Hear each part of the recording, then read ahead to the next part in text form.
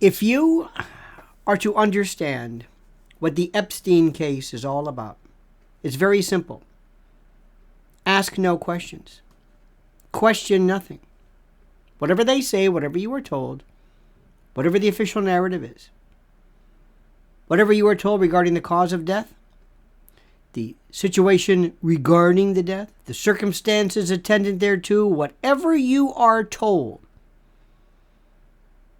believe them. Ask no questions.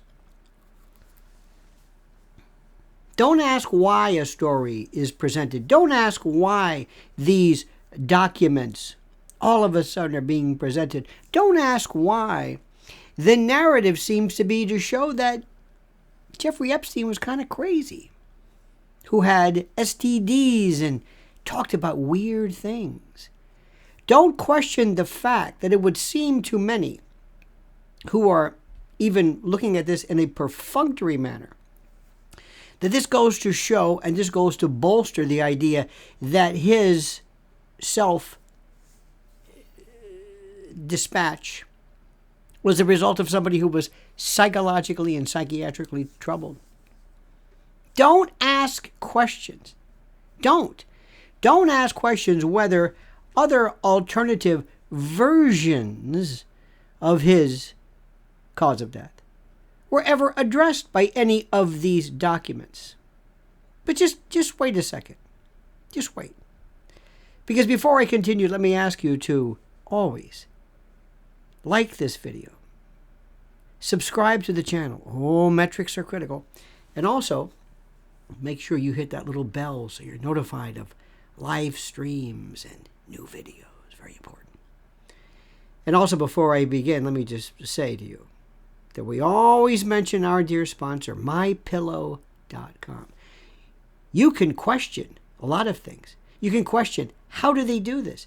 How do they maintain a product so great, so wonderful, so luxuriating as their pillows and slippers and blankets and duvets and sheets and covers? How? Ask that question. Ask that. And ask, how do I get a free gift? Simple. By putting in the promo code Lionel. That's it. Go to mypillow.com and put in promo code Lionel. Or mypillow.com/Lionel and get a free gift. Now, my friends, you must forgive me. I am a lawyer by profession, a prosecutor in my MASH days. That set me off. It showed me a world as to criminal justice and prosecutions and investigations that really changed my life. It made me question everything. It made me realize that it's not so much what happened, but what can be proved. And it also showed me that there's a difference between being suspicious and having that suspicion turn into something that is full-blown and warranted as a legitimate cause of concern. Whenever somebody gives you something, whenever something is provided to you, say, for example, the Elon Musk Twitter files, ask yourself, who's giving me these files? Are there any more? Can I select what I'm seeing? Or must I take what is provided and then work accordingly? Look at these Freedom of Information Act files. Is this everything that's there? And the big question that nobody asks is, do you write down everything that is of relevance? Do you ever put anything down on paper that is critical? You know, we always talk about sometimes the JFK files and whether the files are going to be made public over a certain period of time or by a certain date. We always hear this. It's a very important issue. Will President Biden allow for the release of the JFK files? The real question I have is, before we talk about that, explain files to me. Is there something that is ever kept out of a file? What is the likelihood of somebody writing something down that's injurious to the particular claim that's being provided for in the official statement? Here's a question I have for you. Maybe somebody might be interested in the case regarding Mr. Epstein. Any files on his roommate, cellmate? Remember him? I'm going to give you a couple of little storylines. Who was his cellmate? Who was the cellmate that purportedly roughed him up? What was the circumstances regarding the roughing up? Where did the roughing up take place? On what part of the body did the roughing up take place? Where is that cellmate now? What was he charged with? What was he charged with initially? And what did he ultimately plead to? And where is he now? And why hasn't anybody brought him up? Have you ever looked at the findings of a Dr. Michael Baden, B-A-D-E-N, forensic pathologist? Did you ever find his findings? Did you ever review those? Did you ever read those vis-a-vis in pari materia with these particular documents? Would you like me to go through them? I don't think people really want to hear this. I really think people don't want to hear other stories. I don't want to go so far as to call it the truth, but I will call it alternative theories of truth. I don't think people really want to know this. I don't think people like to know the truth. The truth that is, not to borrow the Al Gore phrase, but inconvenient, uncomfortable. You would be surprised if somebody comes up to you and says, would you like me to explain this to you? No. You see, truth is a very interesting thing. And the information that you're provided is very interesting. Let me give you an analogy. If a child comes to his or her parents and says, Mommy, Daddy, where did I come from? Tell me how I came about. Tell me the story of life, the birds and the bees. There's different ways to say it. One, the parents can say, well, it's a wonderful, blessed event in which parents pray to God for the birth of a beautiful baby, and because of that, and because of an exchange of love, you were brought to this world, and we have been so blessed with you. You like that version? I like that version. How about this version? Well, it was Christmas time, and there was a weird party. It was kind of a quasi-Halloween Christmas party, and your mom was dressed up as a French maid's outfit, and, well, one thing you know, tequila, you know what it does to us, and here you are. Now, that second version was actually more accurate.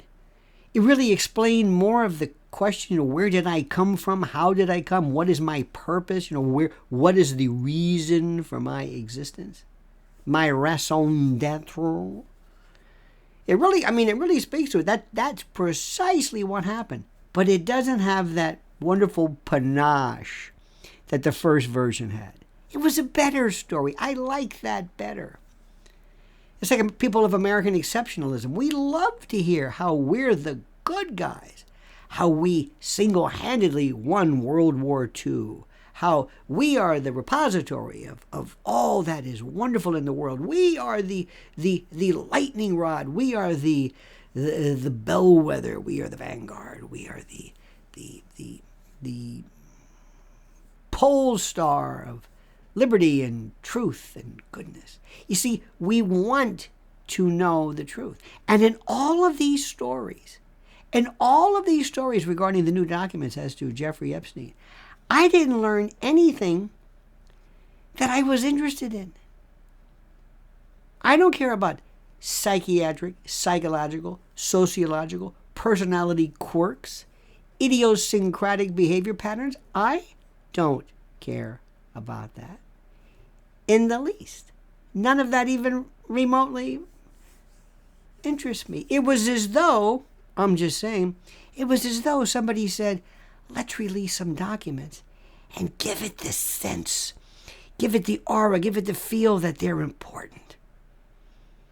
Freedom of information. You had to ask for these. We reluctantly turned them over. Okay, here they are.